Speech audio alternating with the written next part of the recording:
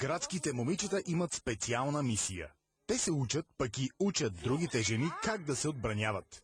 Първо стреляха, а сега се занимават с ръкопашен бой за жени с помощта на инструкторката Деяна и силата на джудото.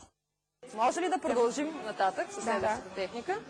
Значи техниката е за избягване от захват. Само с такъв прост захват.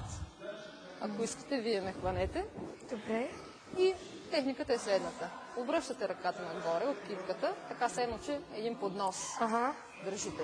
След което не дърпате към себе си, а напротив, избутвате. Все едно, че поднос или топката, която държите, хвърляте в тази посока. Да. Малко Аз съм една плюнка живот. Не, няма, тук не хвърляме. Тук просто целта е да се измъкнем от захвата, но си помагаме. Чакай да стискам сега. Стискай. От тук към палеца. Основното правило за измъкване от захват е всяка техника, всеки опит да е срещу палеца, защото той е слаб, иначе тук цялата ръка държи. Да. Но в тази посока, когато се помогнем и с другата ръка... Знаеш колко е гадно, не мога да стискам. Така. Да фаним ти ще покажа. С тази ръка. Тази? Да. Това е за този захват техниката. Нагоре.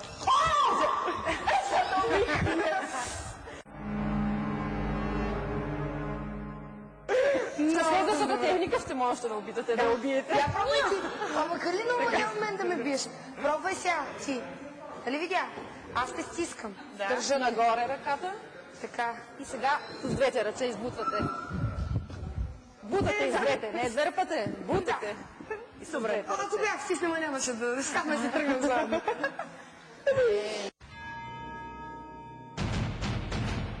Следващата техника вече е малко по-трудна.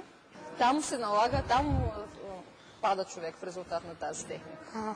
А може ли някой друг да я покаже? Да, може.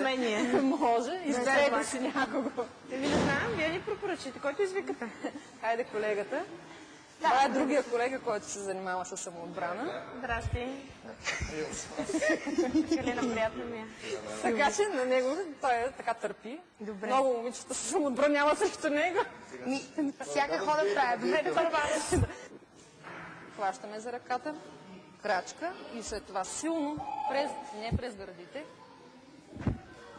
Ама да. А ти нарочно ли помня?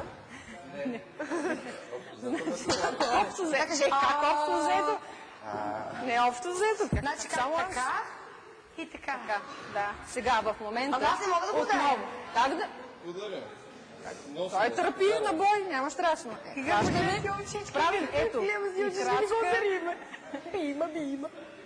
Да, за да го спънем. Силно. А, не. Хайде, опитайте. Ти легна в поза. Снимам го. Чакай малко.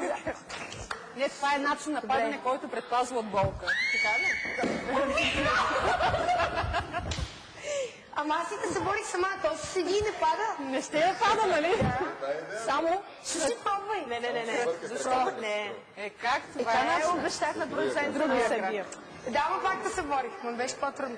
Сега, левия крак, след това десния. Терорист тук. Така, точно така.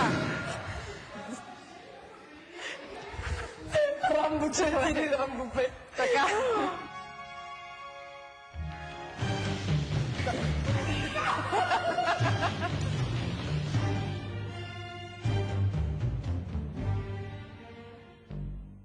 Вече виждам, че тя ще може да се защитава. Или в бъдеще време ще се учите. Тя си купи за пистолет, тук стоя много доволна. Хайде сега ще направим съчетание на трите неща. Да. Ето, него, той идва и ме хваща, започва да ме кара на някъде. Да. Удрям, измъквам се.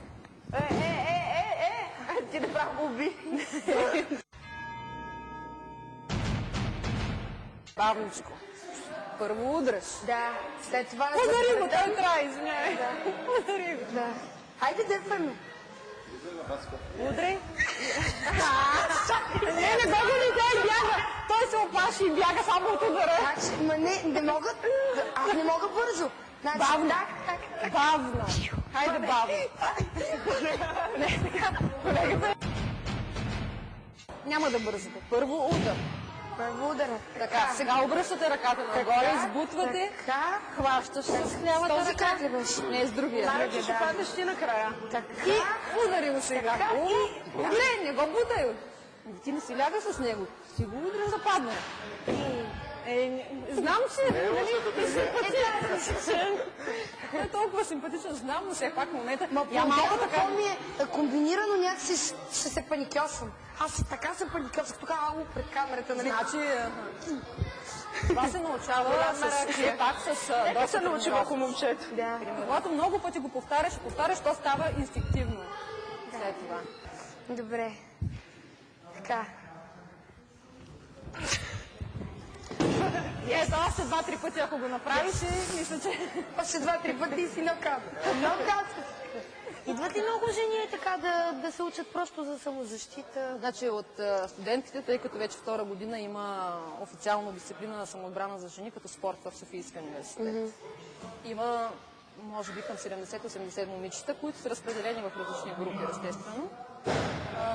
Има голям интерес. Тия девойки тук колко време тренират, че се млатят така? Те тренират доста отдавна Ма и те си са тук медалистки, така че доста добре се справят. Виж го малкото колко е добро. Само да не стане някой бандюга. Няма да стане, защото... Едно основно правило, първото правило на самоотбраната, спазвай дистанция и пази своята дистанция. Да. Движението, ето няма бой, няма нищо. Това е. Когато вървите вечер по улицата, може да е тъмно, може дори да е светло, но на някъде, където няма хора. И някой се засили към вас. Ама улица, ама колко е часа, ама познавам те от някъде и така нататък. Вие да поискате да запазите дистанцията си. Нали? Чакай малко. Какво има? Кажи, слушам те. Нали? Но това движение, една ръка, разстояние е нашето пространство. Нали? Така че ако искате да направим това, да се пробвате, дали ще запазите дистанцията при една такава... Айде шиш. Дистанция. Няма да биеш никой. Хайде, Аз ли ще... Ние ще нападаме. Не се знае. Може да не нападаме, да не хукнеш сега да бягаш. Не се знае. Ние ще си изберем дали ще нападаме Тръгвай или не. сега към нас. Момент. Чакай. Значи ние с нея се Аз отговаряме. измисля сценария. Кажи ми го да я знам. И ще питам нещо да готви на блъскат. Къде си?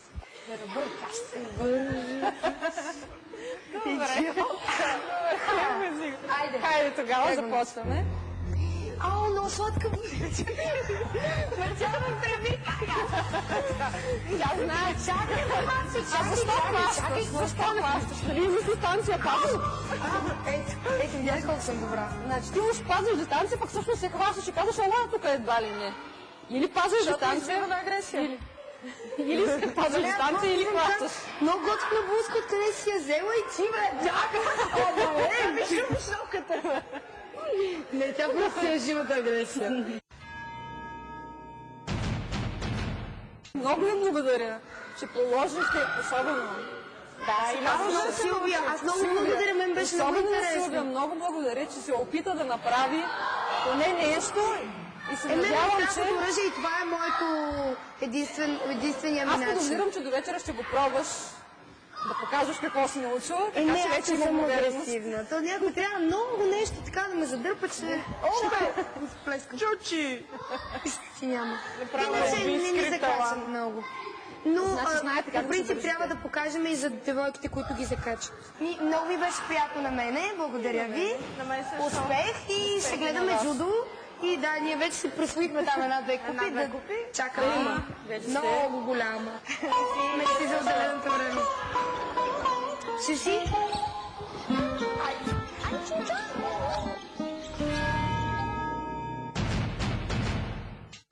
Мисията е завършена успешно. Силвия и Калина са по-лоши и по-силни от всякога.